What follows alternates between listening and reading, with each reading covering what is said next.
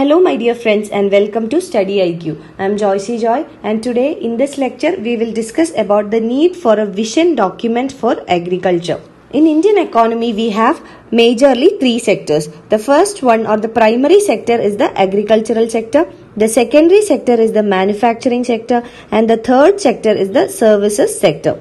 Now if we look closely into the primary sector or agricultural sector, we will see that more than 50% of India's population is directly dependent on agriculture for its livelihood. So, considering the employment opportunities or the dependency of Indian population on agriculture, especially the rural economy, it is important to have a vision document for agriculture or a visionary agricultural policy document which will ensure the upliftment and development of the agricultural sector in India. So, we will discuss about this need for vision document and what should be the content or the components of this vision document in detail in this lecture. But before we move on, this is our channel StudyIQ and we are providing pen drive courses for various competitive examinations including SSC and bank courses, UPSC optionals, SSC JE courses, teaching examinations, railway examinations, defense examination, RBI grade B, NABARD grade A, UGC NET, UPSC Civil Services Examination, CLAT exams for various state PSCs and also for various professional courses. You can visit our website www.studyiq.com for more details or you can call to any of these numbers for more information. Now moving on with our topic, that is a visionary agricultural policy, we will understand what are the new changes that are needed in the agricultural sector.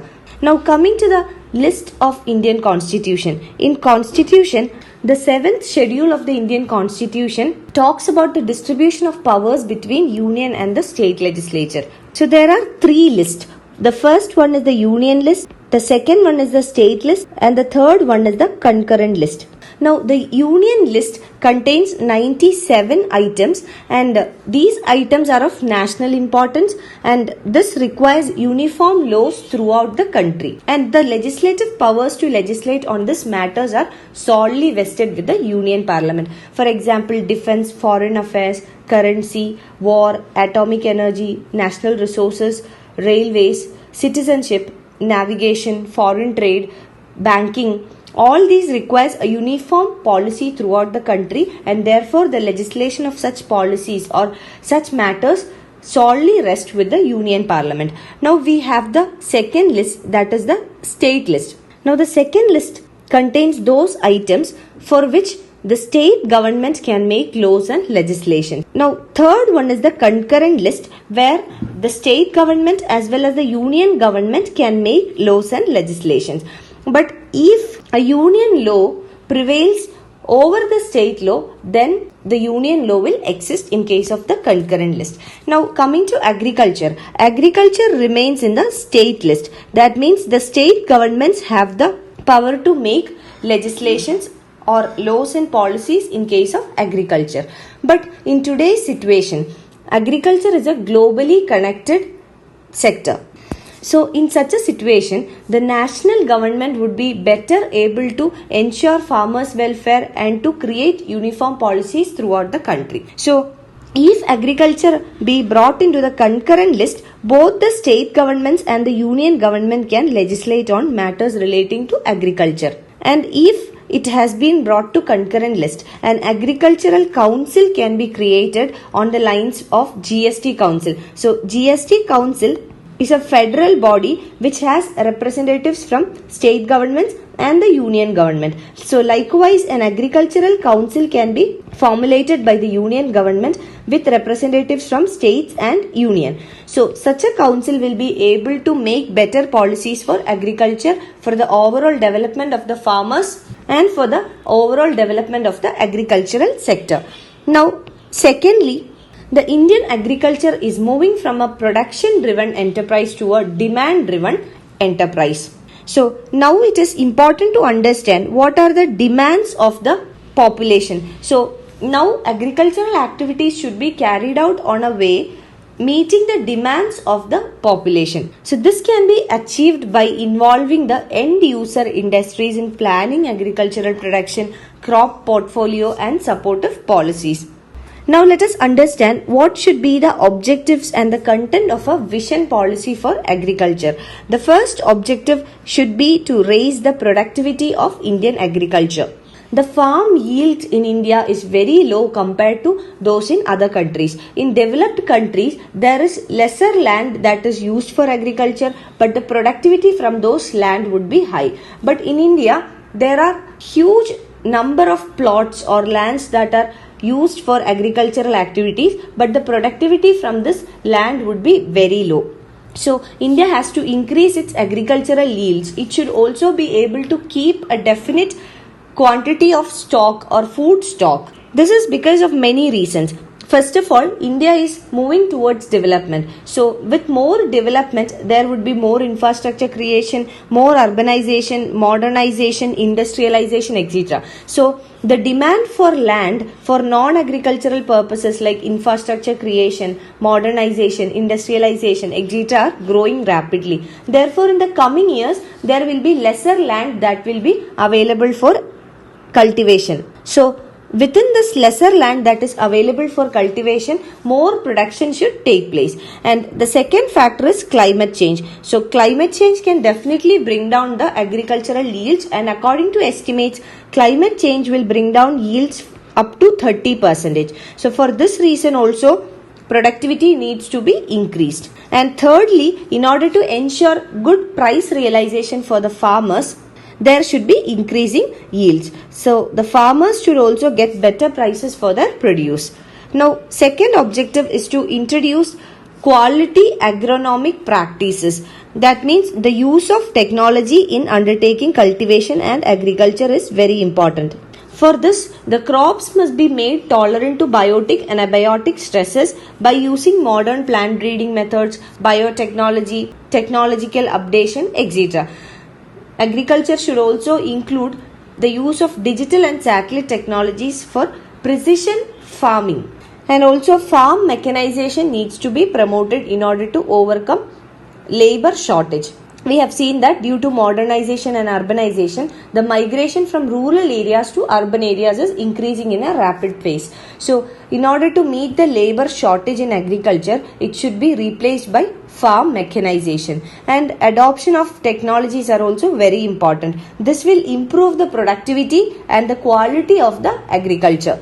Third objective should be to ensure profitability to the producers or the farmers. So, this can be done by better price discovery for the farmers.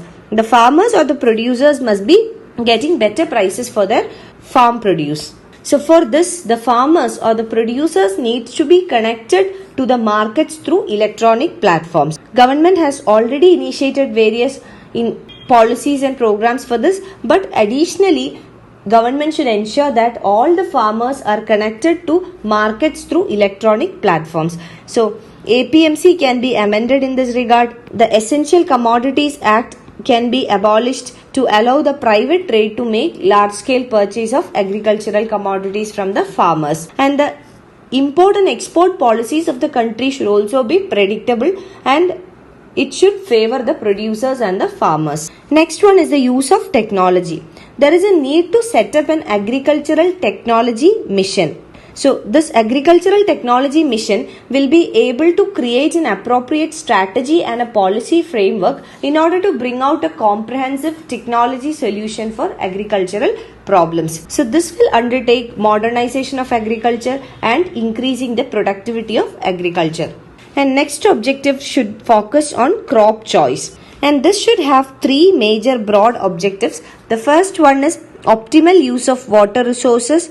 Second one is to meet the demands of the farmers, and the second one is to meet the demand of the consumers, and the third one is better price discovery for the farmers or the producers. So coming to the first one, that is better water utilization or optimization of water resources. In order to address the climate change issues and decreasing water resource availability, the crops should be chosen on the basis of lesser water consumption, and farmers should also undertake modern irrigation techniques like drip irrigation, sprinkler irrigation, etc. Secondly, the crop choice of the producers should be based on the demand of the consumers rather than production driven factors. And thirdly, the farmers should choose crops which will give them better price discovery. Another objective of this vision document should be to improve the rural infrastructure. So the budgets of the central government and the state governments should allocate more funds for the improvement of rural infrastructure. For example, the construction of roads, warehouses, cold storages, etc. So this will create an enabling environment for the producers to reach the market and to discover better prices for their produce. And the budget should also introduce various policies gradually, like bringing renewable energy like solar, wind energy, etc. to the farming sector. And it should also create digital entrepreneurs, that is, to create a network of digital entrepreneurs in villages. So this should capture the farmers' data and connect them to a digital market to buy and sell. So this is to ensure better price discovery for the farmers. So farmers should be connected to an electronic platform where they can buy and sell their commodities. So they will find consumers or the buyers, which will give them a direct link with the buyers or the wholesalers. Again, they will be able to sell their produce at bulk and this will ensure a better price discovery for the farmers. And such a data that is collected from the farmers at the local level can be used by the insurance companies and other stakeholders in order to provide various services to the farmers. So connecting farmers electronically will be helpful in two ways. One is better price discovery, and second one, data creation of the farmers, which will help the insurance companies to provide insurance against the risk for farmers.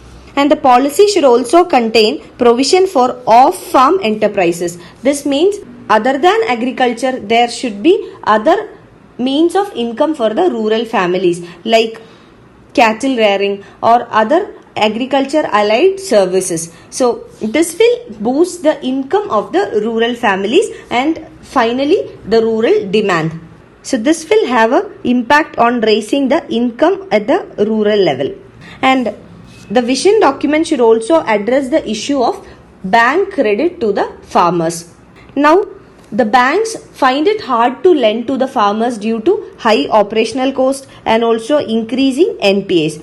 And in some cases where the farmers are tenant or sharecroppers, there is no provision for collateral for these farmers. So in that case also they are denied the access to credit. So finally they approach the money lenders and borrow money from the money lenders at huge rates of interest, and finally the farmers enter into a debt trap. So this impacts the farmers with their income and livelihood. So the government should provide guarantees to the banks for the loans given to the farmers, and the access to credit for the farmers should also be supplemented by digitalization of the process of loans for crop loans. And the access to credit to the farmers should also be supplemented by digitalization of the process of crop loans. So this will help in quick and timely processing of the applications and releasing money to the farmers' bank accounts directly. So the access to credit should include government security for the farmers plus digitalization of the crop loans. Now the final component should be insurance facilities. We have already discussed about it. So one major obstacle for providing insurance is the lack of data on yield losses and also the lack of data on the farmers. So this can be solved by creating an electronic platform which will collect the data of the farmers and which will also collect the data of yield losses. So a comprehensive plan and policy that will cover the crop failures and any loss due to natural disasters and provide insurance against the risk to the farmers needs to be introduced. And along with that, farmers needs to be made aware of the insurance facilities that are available to them. You can find the PDF of this lecture on my Facebook page, and for more video updates you can also follow my Facebook page and write to me on joyce.studyiq@gmail.com. Thank you.